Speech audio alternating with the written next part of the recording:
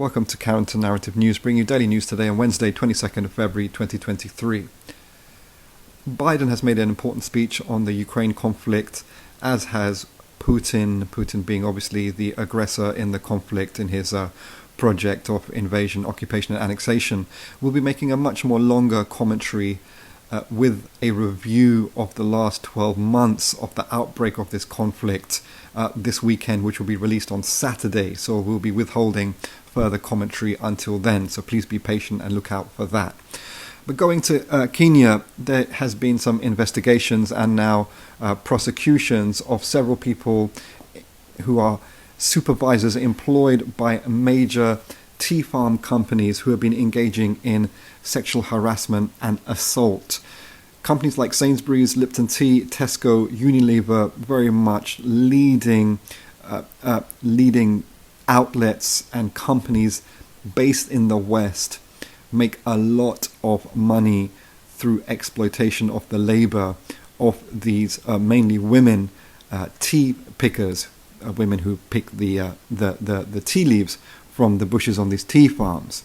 So while those prosecuted are Kenyans themselves, who are supervisors in these places of work, what's actually going on here, if we understand the bigger picture, is a global neo-colonial capitalist looting racket in which these women are terribly exploited and they do not return the wealth that they create for their seniors in their employment organizations. And it's important to reflect upon this, as the 18th of February this year was the anniversary of the death in 1957 of leading Kenyan revolutionary Dedan Kimathi of the Mau Mau, or the Kenyan Land and Freedom Army. And those challenges are still the ongoing challenges of not only Kenya and the rest of the continent and Africa, but largely the global south. The struggle for true independence that actually returns the wealth of the people and the land back to the people and the land, is still something that hasn't been achieved in hardly any country in the world. And that one country that did achieve that in recent history was the socialist state of Libya, that was destroyed by the NATO operation in 2011. Going to Sri Lanka, the Sri Lankan people are seeing a 66% hike, escalation in their electricity bills, which is putting on incredible pressure after everything they've gone through, particularly around their uprising, which itself was a response at the deep political and economic collapse and attack on the Sri Lankan workers and peasants. The Sri Lankan people are seeing a 60% annual inflation around food prices, making the situation absolutely intolerable for increasing numbers of people there. The 2022 uprising in Sri Lanka was one of the most inspiring uprisings and revolts of the labouring classes of any given country in the world, and especially in the global south, but indicative of the political absence of a radical and revolutionary movement that can bring the labouring masses to rule, to political power in a new system that returns their wealth and redistributes the wealth, is still lacking across the world. It's lacking in South Asia and in Sri Lanka as well. So this still is the situation as we go forward, that the people are responding back to the increasing pressure of the global capitalist system, but are not developing quite the forms of organization and leadership and strategy necessary for ending these crises, these growing crises for the working masses and environment once and for all.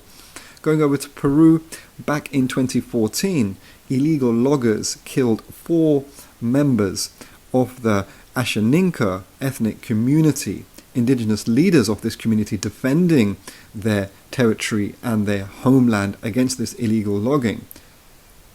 The 5 illegal loggers now have been found guilty and been imprisoned for a total of 28 years for these crimes.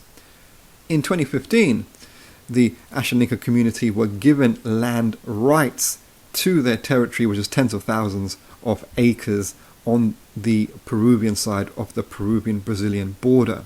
And this also points to the reason why the Peruvian masses are resisting so intensely at the moment in defense of their ousted President Castillo, who very much represented their class interests, and also why in the repression that the Peruvian state is meting out, led by its President Boluarte, and no doubt with support from leading senior Western nations. This is also the reason why the security apparatus in Peru has disproportionately targeted these oppressed communities across Peru. And finally, going to Romania, Andrew and his brother, Andrew and Tristan Tate, are still going to remain in jail despite the protestations of their defense. The prosecution has been successful in enabling the judiciary there to keep them in jail for another 30 days, and they can be kept up to 180 days. So this is an extension of the already 30 days that they've served in detention. The two women who were also arrested with them have been moved to house arrest. Andrew and Tristan Tate have been charged with trafficking and sexual exploitation. If anyone has a cursory momentary check across social media, you will still see Andrew Tate really saturating social media and really still impacting and influencing further swathes of men and women, but particularly young men and women and even children, and creating a very toxic atmosphere in relation to Andrew Tate's very arrogantly, proudly stated toxic masculinity, which he openly promotes. And what this is doing is creating havoc in terms of relations between boys and girls and young men and women and older as well, and normalizing this new pimping and prostitution culture. So now this influence of Andrew Tate is resulting in lots of little Andrew Tates emerging across the world, who, like Andrew Tate, want to access and exploit women and young women and girls on platforms like that facilitates this type of pimping and sexual exploitation of women on platforms like OnlyFans. So a lot of men are approaching women now who are pretending to have a relationship but really want to sexually exploit them for money and sexual oppressive sexual agendas. That was Counter-Narrative News, bringing daily news. Please do continue to support us by encouraging your friends and networks and contacts to subscribe to our YouTube channel. Follow us on Twitter at @counter_CNN, and we wish you a fantastic day. Thank you.